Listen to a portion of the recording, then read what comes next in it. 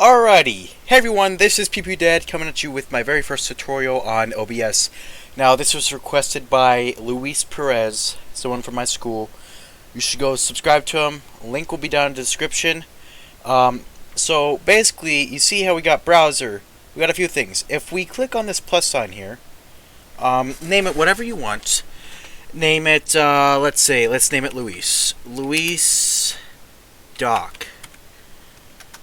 Okay, so now you won't see anything. Okay, so if we open this back up. Alrighty. So you see how Luis Doc is here. Okay, so since I can't do this without recording on some other software, as you can see, you can add in softwares. You don't really need to add any of these in unless if you don't have any of your audio currently set up. So, yeah. Give me 1 sec. Alrighty, boys. Okay, so what you want to do, you want to add if you want to add like in a short little video, there may or may not be sound. Click on media source. The most things that you need to basically worry about are these two, game capture and display capture.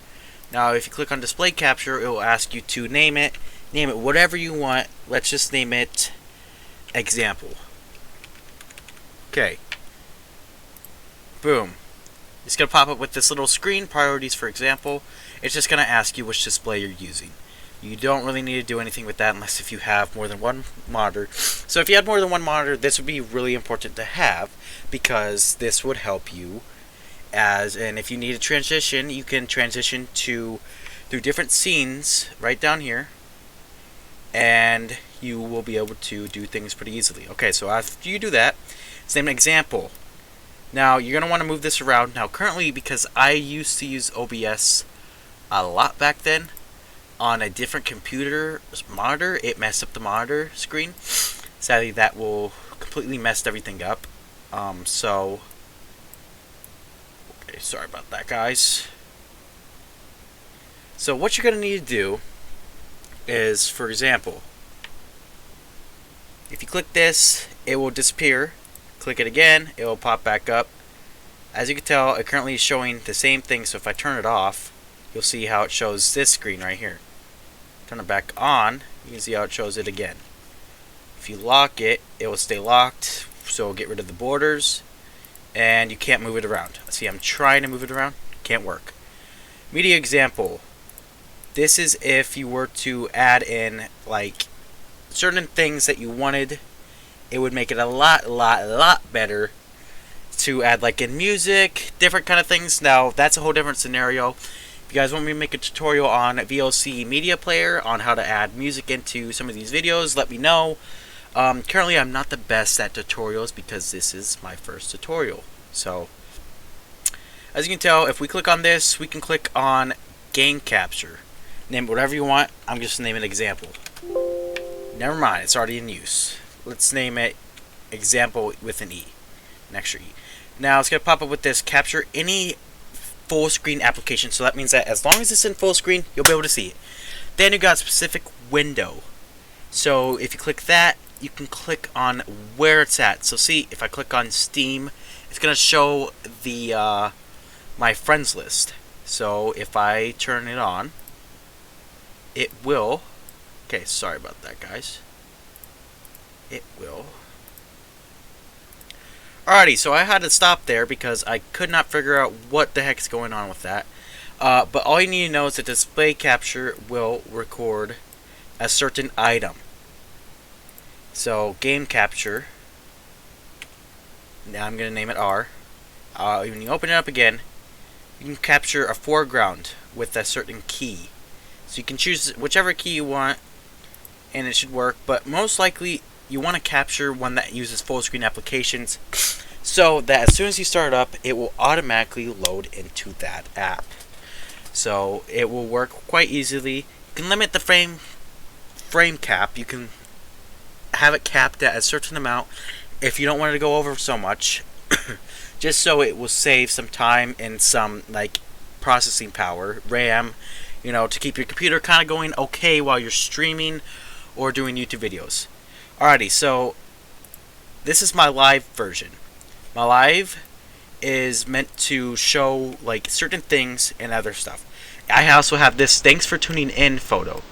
Now currently you can't really see it because I removed the text, but this is a GIF.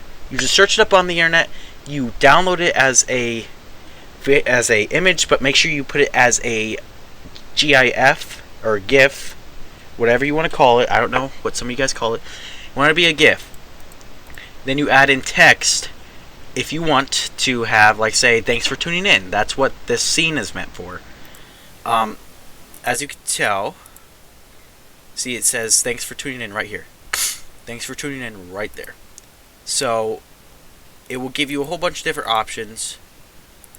Now obviously you have to set them up. So if I just make, so let's see, I can import certain videos and other stuff like that. So if I import GGG, whatever, you can import certain things. Now currently I don't have it set up yet, but this will allow you to upload like videos to play like while you're not doing anything. So that means that while you're making a live stream, while you're trying to set it up, you can play a video like an intro. Yeah, an intro. You can play an intro while you wait, while the stream waits for you to get everything set up. You want to make sure everything gets set up and working perfectly before you continue streaming, just because you want to make sure that it works better.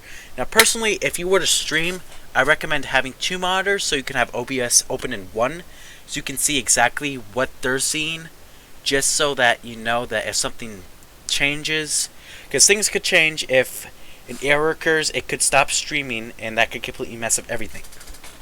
Okay, so as you can tell, if we go down here, I have one set up for Roblox.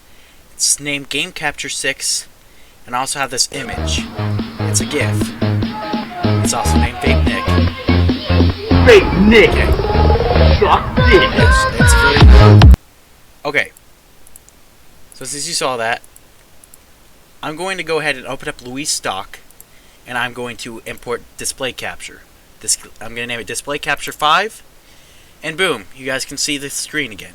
Now currently I don't have this figured out because it does not want to fit on the screen at all, but if you like move it down, it should be able to fit in there somewhat okay. Boom. Not the best, but I can make it work. So you can kind of tell how it's a little messed up. Okay, I fixed it a little bit. There we go. So as you can tell there, you can see how my mouse moves in the background. That is normal. It doesn't mean anything's bad happening. Now, when you use OBS, it could cause frame rate to go down because you're streaming or recording. Now, this could only happen really if you're playing a game that uses a lot of your main power from your computer, but simply that doesn't really happen. So basically I went through the pretty basic. I kind of rambled on about some other things. Sorry about that, guys. I will not be editing this video just because for the sake of time. Any questions, comments, anything I missed that you think I should explain in the next video, leave down in the comments. I may or may not make a video on it. I may just respond to your comment. But this is simply a quick little OBS video. Currently almost 9 minutes. Thank you for all watching. I see you guys in the next one. Bye-bye.